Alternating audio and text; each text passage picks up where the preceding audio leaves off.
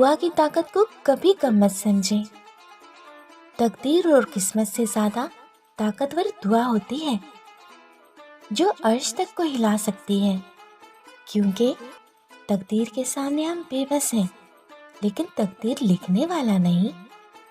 اور اگر آپ کو لگے کوئی چیز تقدیر میں ہے بھی نہیں، پھر بھی دعا کرنی چاہیے۔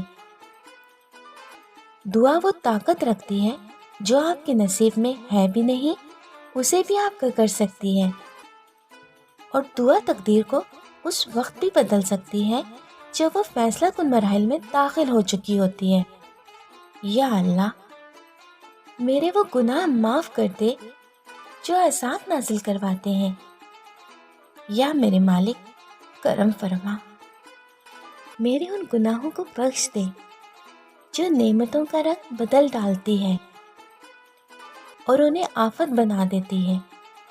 یا میرے مالک، میرے وہ گناہ معاف کر دے جو دعاؤں میں حائل ہوتے ہیں اور قبولیت کی منزل تک پہنچنے نہیں دیتے۔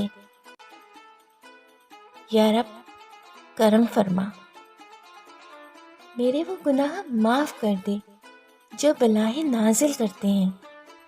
آمین یا رب العالمین۔ ہماری طرف سے تمام عالم اسلام کو رحمتوں، برکتوں اور فضیلتوں والی رمضان الکریم کی 16ویں سحری مبارک ہو۔ دعاؤں میں یاد رکھیے گا۔ صبح بخیر۔